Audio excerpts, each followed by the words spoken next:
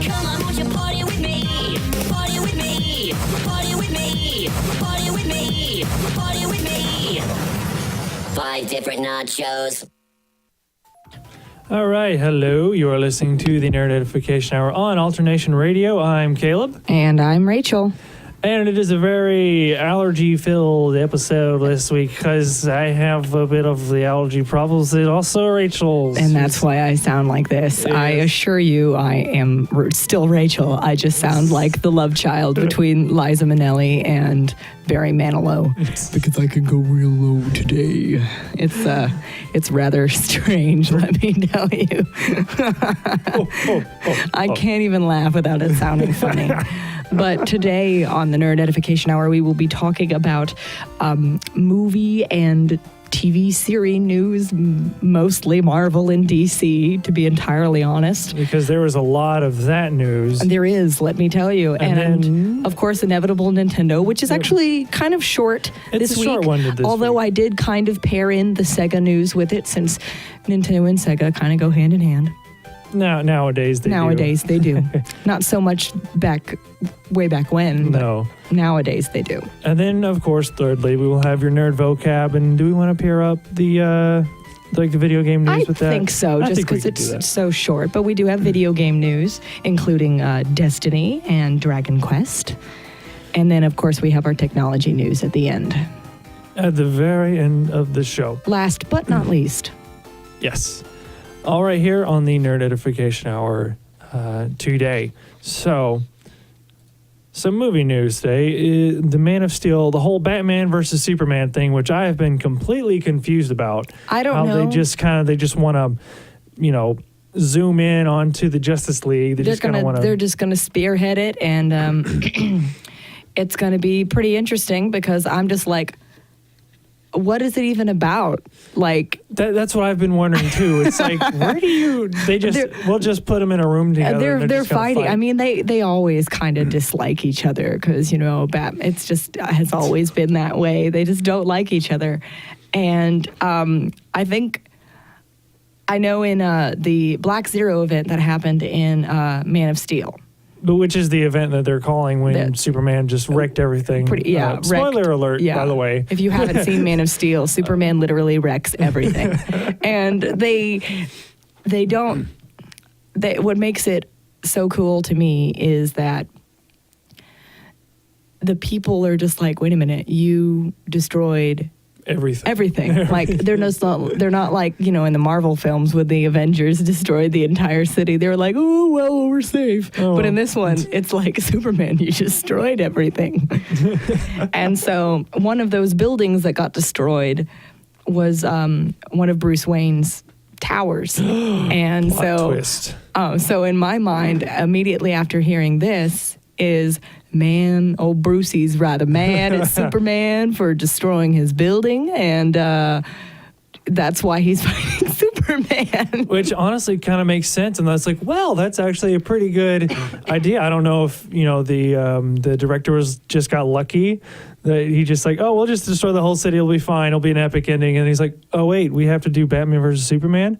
Oh, we could just write off of this ending right here. Probably Batman is like, you were so reckless and destroyed. You're so reckless. What do you think you're doing? Oh my God. That was not Batman. That was more like the odd love child between Batman and Hulk Hogan. So Rachel could probably do a better Batman impression than I can today. I am the night.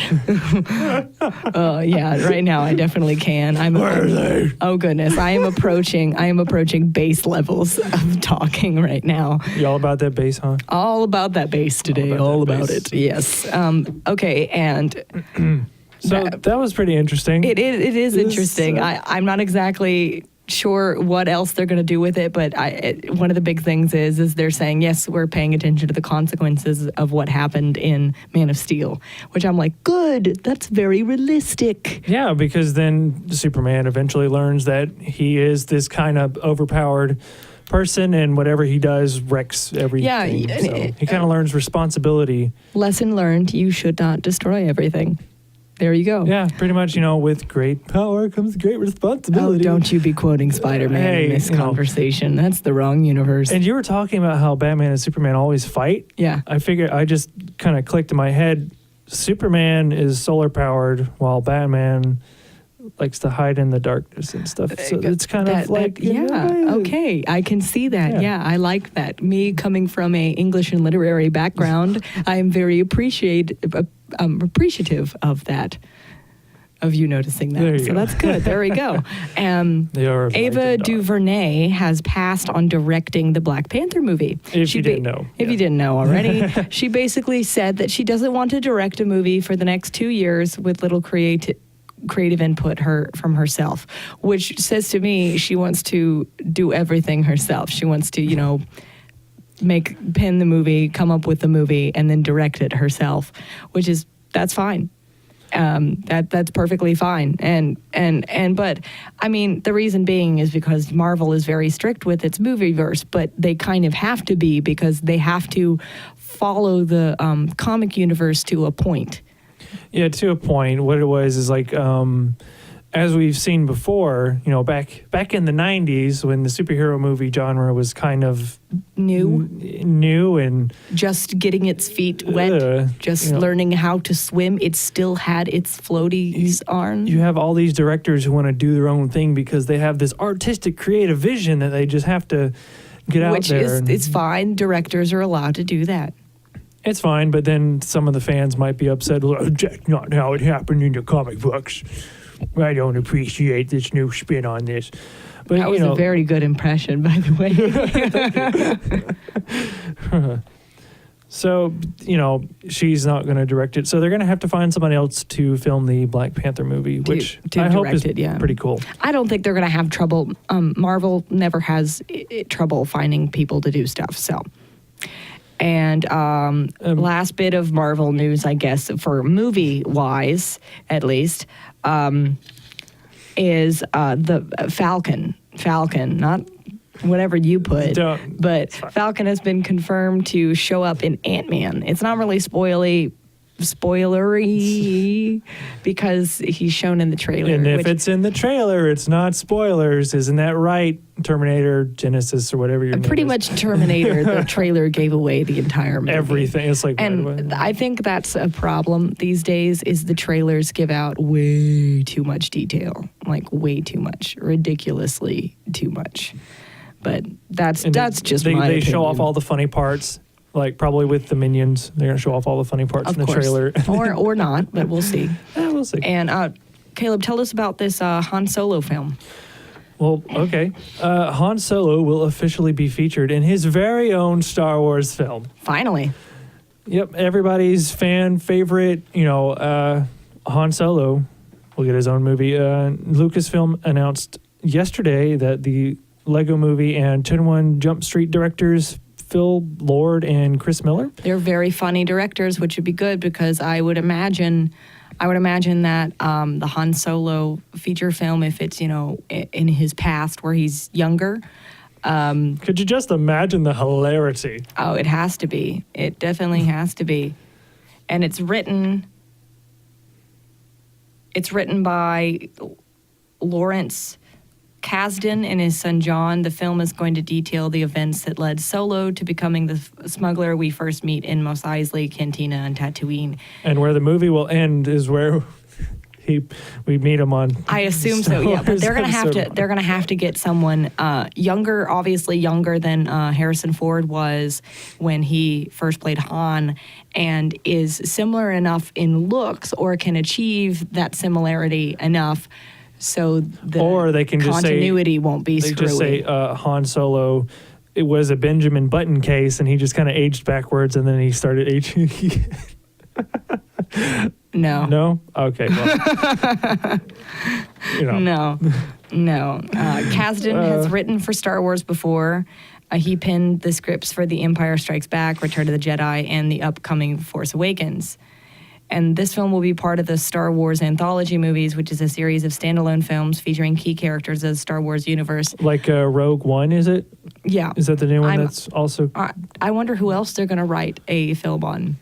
Princess Leia. Probably. Be a little big political movie, which was the part of Star Wars nobody liked.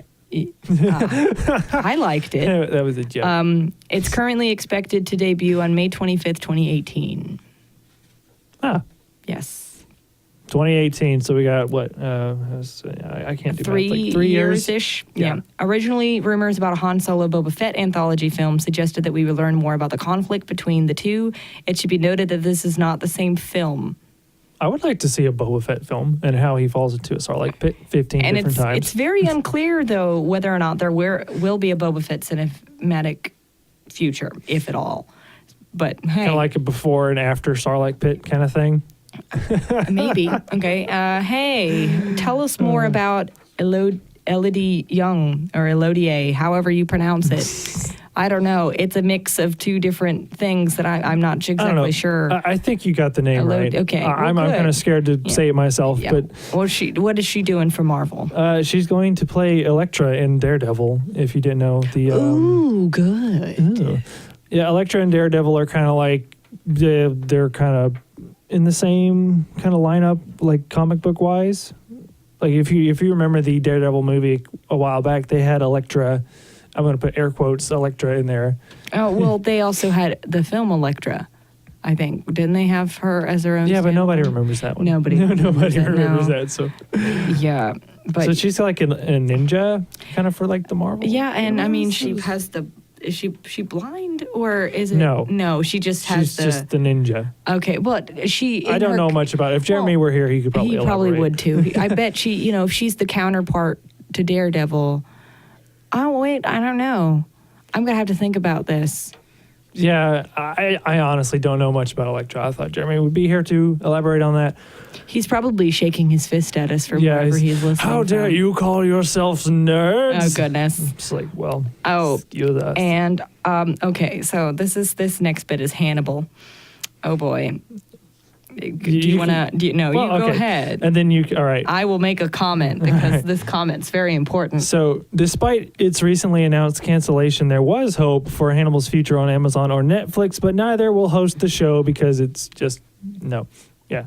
What do you mean Food Network can't host Hannibal? I think that could work. I think that could work. Ooh. But I don't know. They've still got some options to put it on Food Network. Hey, I mean, I don't think I'm the only. I mean, I know the show's about cannibalism and all that kind of stuff, but Hannibal the cannibal. Man, the food he cooks, like just the way it looks so incredibly appetizing. But then you think, oh man, that's not actually what you think it is. It's not right. And also, Rachel's especially excited for this next part. Yes, because A Series of Unfortunate Events, as you well know, is going to be produced and put on Netflix as a original series. However, this mysterious trailer came out like a couple of days ago where it's fake. But I don't believe Netflix because it's a series of unfortunate events. So how unfortunate would it be if this was a fake? And in the Series of Unfortunate Events universe, there is a character called Eleanora Poe, and she does not like Lemony Snicket whatsoever. So how awesome and canonically correct would that be? If she were to leak the trailer that would expose his, lifelong work as a series, because that just makes sense. And so, no Netflix. I don't believe a word you say. Rachel's calling you out. I'm calling you out, Netflix. Has been thrown. She's calling you on your bluff. And if it is fake, on the odd chance that it is fake, you should hire whoever made that video to do all your promos, because that was amazing. And if you haven't seen the fake promotional trailer for A Series of Unfortunate Events on Netflix, go look it up right now and watch it, because it's amazing. It's just awesome. It's so cool. And last but not least in this one section, we are running a little bit long, but that was because there was so much news. Tell us about Marvel's Guardians of the Galaxy. So, Marvel's Guardians of the Galaxy has a new volume of cinematic adventures in their future.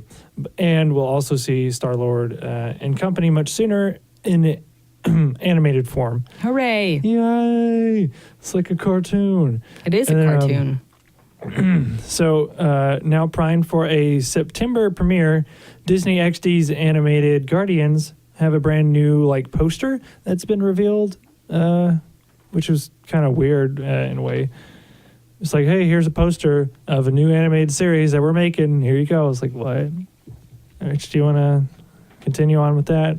Well, there's a poster, yeah, and it's prepping for a September launch rather than just the initial 2016 projection. In addition to that trademark Guardians humor, the new poster also gives us a better look at the team, which will include Will Friedel's Star-Lord, Drax, Gamora, Groot, and Rocket Raccoon. So it's going to include all the original people, none of the little extra things that come in every now and then. Yeah, I saw the animated kind of preview. What do you call it? Preview. Preview. Yeah. And I didn't exactly like the way it was animated. I mean, it looked interesting, but it was just kind of like, They like to try new things. That's the thing. And they might be trying a new animation style for this kind of thing. So I don't know. It looked stiff to me, but it's just a preview. So, but they've got time. We'll see. Yeah, they got time. We'll see. Okay, so next up we have our Nintendo and Sega news. Yep, and during the break, as we clear our throats and our nostrils, and oh goodness, we're gonna play Live and Learn from Sonic Adventure 2. Hooray! By Crush 40. If you don't know who they are, Crush 40 is so Crush great. 40. They do all the Sonic music, most of it, not all of it, but you know what I mean. 90% of it. 90%, exactly. And we'll be right back here on the allergy-filled Nerd Edification Hour on Alternation Radio. And we are back on the Nerd Edification Hour on Alternation Radio.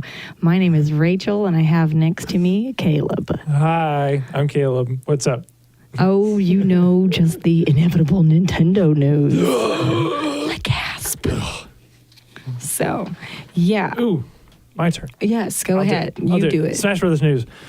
So Smash Brothers fans have been eagerly awaiting and ferociously speculating about which characters will join the battle ever since Nintendo revealed that the Smash will continue to introduce new downloadable content.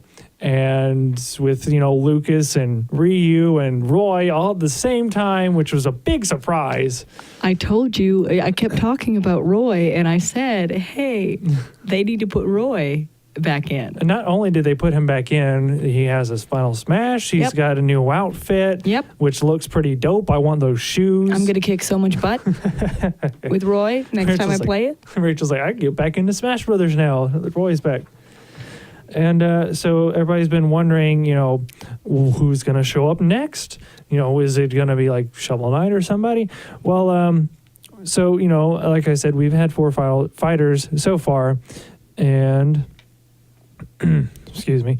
Sakurai recently revealed that all of these characters have been in development since before Nintendo launched the fan-driven fighter ballot. So they were making these characters, way before. Right, and he followed up by saying that several more characters are going to make their way into the game. From here on out, though, it's going to be, as he says, fan service. Fan service. Which in itself could be very, very, very interesting. It's always interesting when you're okay. Well, maybe we can have fan service as a nerd vocab. Well, that allows. This is a different kind of fan service, right? Well, it allows for a lot of speculation on who could be added. Like, who are the fan favorites? Who we've been wanting forever. Ridley's not going to be in it, so don't get your hopes up. He's already in it, but he's just a stage hazard boss thing. And he's already Sakurai's already mentioned why they can't. Because it's too difficult.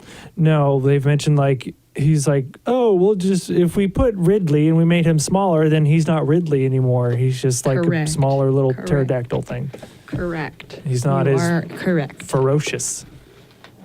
And then if he was big, he'd be like Bowser big, who isn't really big anyway. Yeah. So, we might, and it's a highly unlikely, but still possible about Banjo-Kazooie being in there, but highly unlikely since his games are on the Microsoft platform. It's a rights issue. Now, with 2015 already halfway through, the 25th anniversary of the Sonic franchise. French slide? French fries. French slide. Yes, they're actual French fries. No. The 25th anniversary of the Sonic franchise is already on the minds of fans. Like, what are they going to do for it? La, la, la, la, la. After generations, what could Sega be planning this time? Sonic Boom 2. If they're planning anything at all. Even more bugs. Considering the series reimagining of Sonic Boom, the answer is really anyone's guess. Aaron Weber, the Sonic the Hedgehog PR manager and social media manager, says that there is definitely stuff in the works. Stuff. What that stuff is, nobody knows. Probably he doesn't even really know. Sonic Boom 3. But nothing to announce at this time, in other words. Weber says that you should probably wait until early next year for news on plans for Sonic. All we can say, or he can say, all anyone can say is these next 6 months have got to go fast. Yeah, gotta go fast. Got to go fast. Not too fast or you end up with Sonic Boom. Yes, and you fall on your face and everything fails. Sorry, Sega. No, you fall through a wall. So sorry. Just fall through the floor. No, you clip through the floor. Clip through the floor. Yes. Yeah, I mean, they just released Sonic Runners in America, actually, and I have tried to play it on my phone. It does not really work that well on my phone. I tried to install it, but then it was like, download the install file, and then install the install file. Yeah. And I was like, Sega, what are you doing? I don't know. You download the install, and then you have to install the install, and then...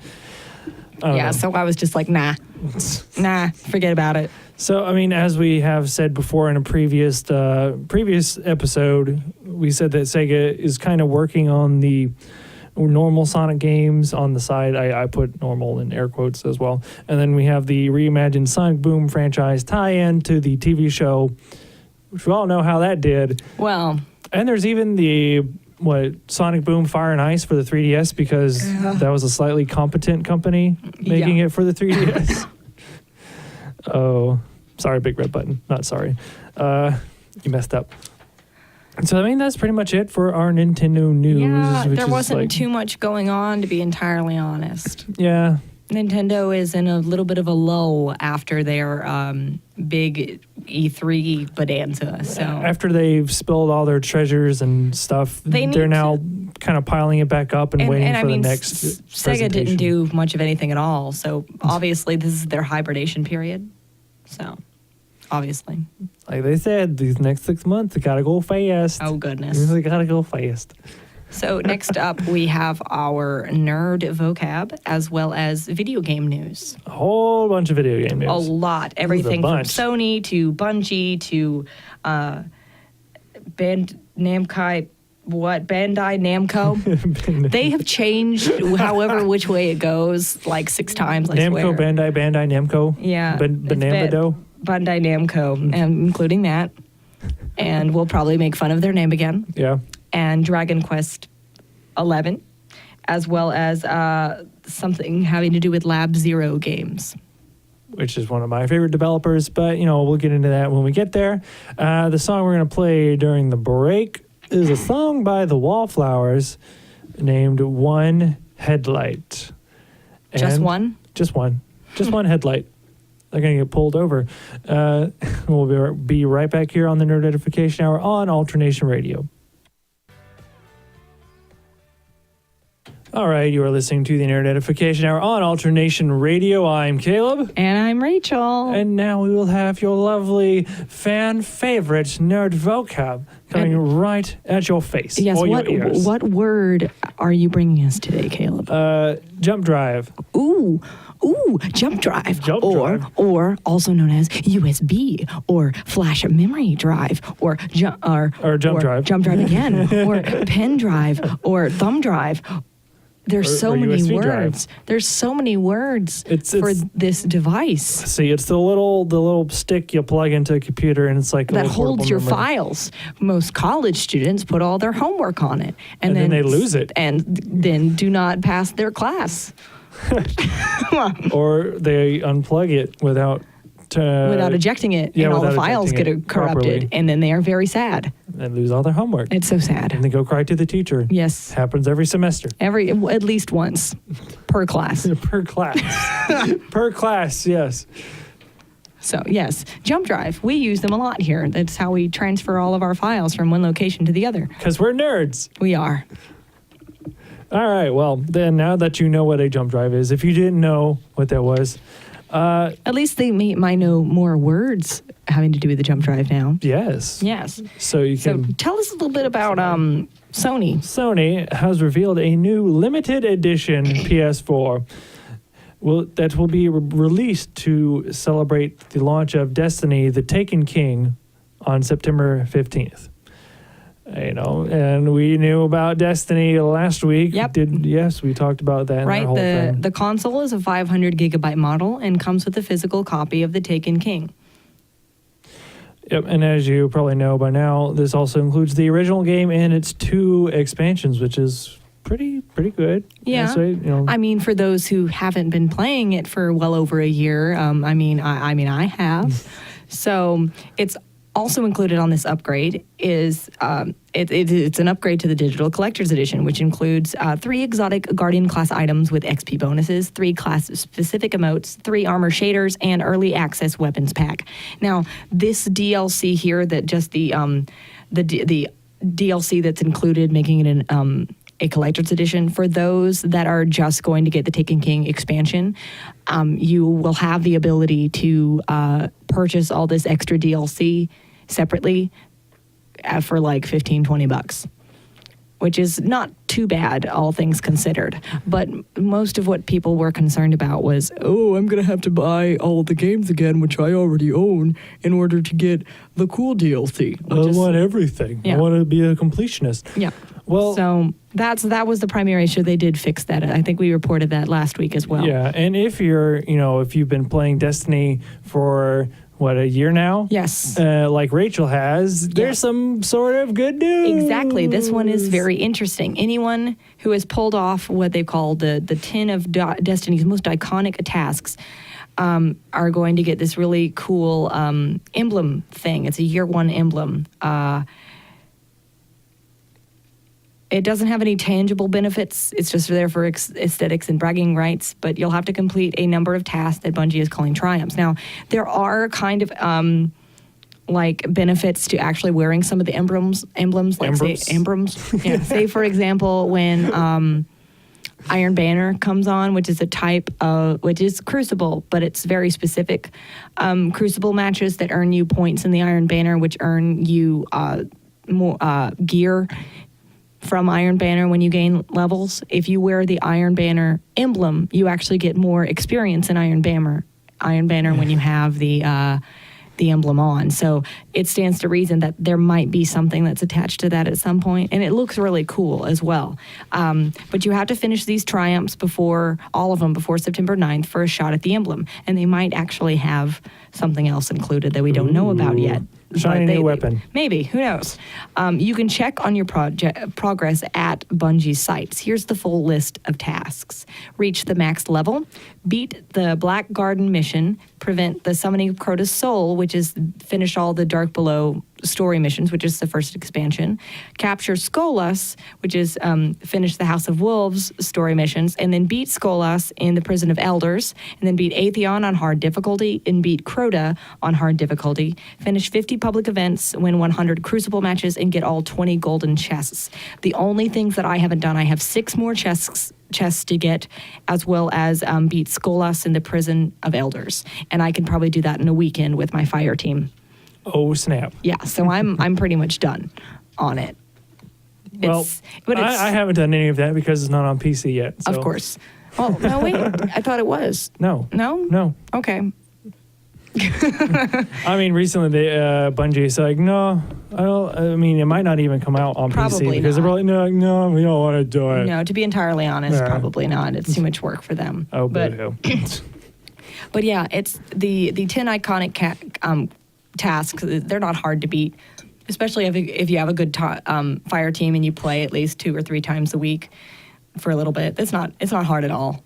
But yeah. Oh, and the next thing is I'm also very excited about this because I love Digimon. Yes, All right. and so does Caleb. Digimon Story Cyber Sleuth is going to be coming to North America, Latin America, and Brazil for PS4 via retail and PS Vita via PlayStation Network in 2016. Bandai Namco announced it during its RPG panel at Anime Expo, which was this last week. Yeah, it was last week. Yeah, the European release has also been confirmed. The official outline of the game from Bandai Namco is as follows. Digimon Story Cyber Sleuth is localized and coming in 2016 on PlayStation 4 and digitally, as I say again. Set in the near future, the line between the real and digital worlds is blurred. Logging into cyberspace is part of everyday life. For one teenager, a harmless online chat spawns a chance encounter with a mysterious hacker. Little did the scene know, the brief meeting would lead to a Digimonumental adventure. The Digipuns. Now, this is not exactly going to be like the Digimon games that you're used to, Caleb. It's going to be more of an RPG in the sense that, say, Persona is, and the Tales games are, because I've seen some of the trailers for it, and it's been out in Japan. So it's not turn-based, or it is? We don't really know. It probably is turn-based, but it's not the style that you're thinking I say because the ones on the DS were turn-based. Now it's the not ones, the same style or even the same genre, I don't think. Is it going to be like Digimon World on the original PlayStation, like the very first one? Because that was kind of. That was not turn-based. That was more of like a It's 3D It's more open. Well, it is 3D. It's open world. It's like a Tales game, but Digimon with a little bit of Persona, as I've seen. And from what I saw in the trailer, were both characters female, or was I? No, I think the two trailers they showed. I mean, the one trailer, the two characters they showed in the trailer. If I can get my thoughts straight, you got to looked remember female. that some Which in is these fine, I'm games, just in these games, some girls, some guys look like girls in these games. Honestly, to be entirely honest. Well, I don't know. I mean, I'm not saying that that's a bad thing. I was think just they're both wondering if girls. they were both female. No, I don't think so. That would be weird. Well, no, it wouldn't be weird, but it wouldn't Rachel, be... how could you say that? Well, it wouldn't be like kind of, Bandai Namco has a tendency, if they're going to do a game with two main characters that you can either choose between or switch between, then one's a guy and one's a girl. They did that with the last two, with the Tales game, Tales of Exilia, and it worked out fine. So, albeit you did have to play the game all the way through twice, but... We'll see when we get there. And I just want to say that do you own a Vita? I do. PS Vita? You do? What other games besides the Japanese anime stuff is on there? A lot of I know different that's stuff. like I mean, there's some of the Lego games, and you can put all your PS1 games on there and play it that are digital. There's a lot of different stuff that you could play on there. I'm wondering, because everything I've but- seen is just, anime port. Let me.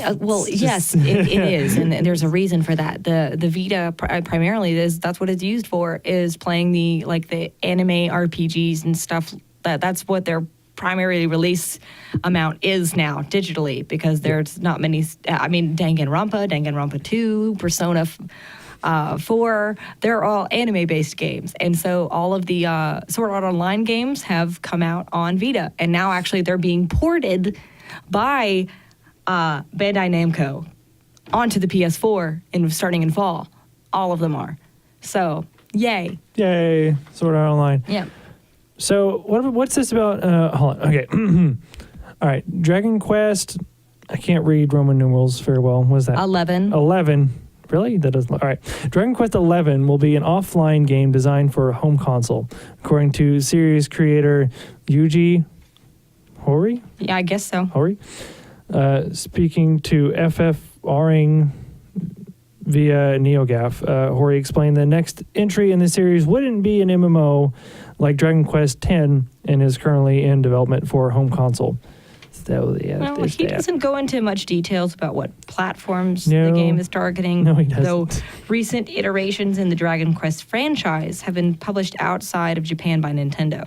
So presumably, if we wanted to see a Dragon Quest 11 on PS4 or Xbox One, Square may have to take these duties back in-house, though this could simply be an issue with translation.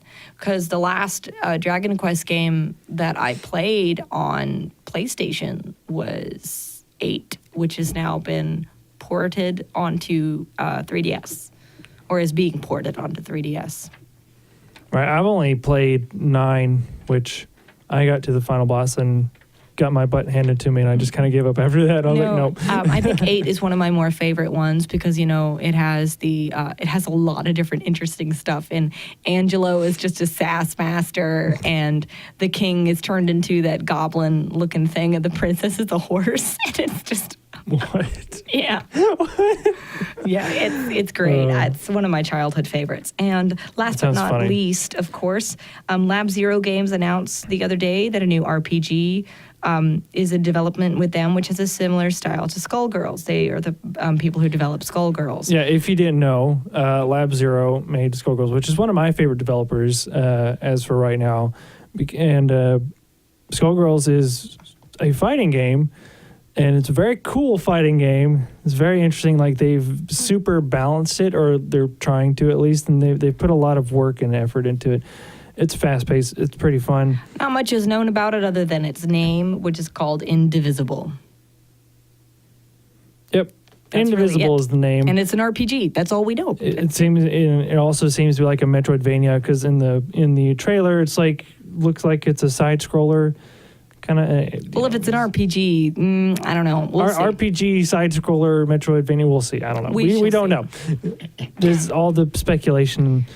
Stuff like that. But next up, after this quick break, we have our technology news, and that will be our last little segment of the day. In the last 10 minutes of the show, but and we'll be right back here on the Nerd Edification Hour on Alternation Radio. What is our song? Yes, before Yoshi's Woolly World remix from the Super Smash Bros. Wii U. Yes, and we'll be right back. And we are back on the Nerd Edification Hour on Alternation Radio. My name is Rachel, and I have next to me Caleb. What's up, everybody? So we have our last bit of nerd news today, and it's very techno-ish. Yes. So, kind of. Well, technology and internet related anyway. Yeah. So, most people are familiar, at least in the basic sense, with Reddit. What's Reddit? It's where they do all the Ask Me Anything things, like with actors and stuff like that. It's like a message board thing. Oh, message board. Okay. Yeah, so the chief executive of Reddit has apologized, actually, to its community of users for actions that led to an embarrassing revolt, which took down some of the social bookmarking site's largest communities, particularly video gaming forums that drive a good deal of the site's traffic. We screwed up, Ellen Pao said. Yep. It's not just on July 2nd, but also over the past several years. She apologized for poor communication with and broken promises to the largely volunteer force of moderators, creating a ferment where Reddit management appeared high-handed and indifferent to the users who create the vast majority of content that make the site so valuable. Indeed, a petition demanding her ouster had gathered 16,000 signatures as of Friday, but already had 10,000 endorsements 3 weeks before. So, I mean, if you're just hearing about this whole Reddit thing, apparently they fired one of their employees who was like a spokesperson between... Yeah, like their lead person. Yeah, there's like a moderator or something between the people who post the stuff and the bigwigs on the other side. So she was let go for whatever reason that was not specified, and then that's just led to this whole discommunication thing, and now Reddit's kind of tumbling down. Yeah, there you go. Yeah, Reddit's a very popular place. That's where all the actors do all their AMAs and stuff. Like, Daniel Radcliffe did one a long time ago. A lot of YouTubers use it. A lot of YouTubers do it too. Well, it's kind of an opportunity for fans and just general people alike to get to ask these famous people questions, whether they be actors or content creators on YouTube or I think actually members of the government have actually been on there before and done an AMA.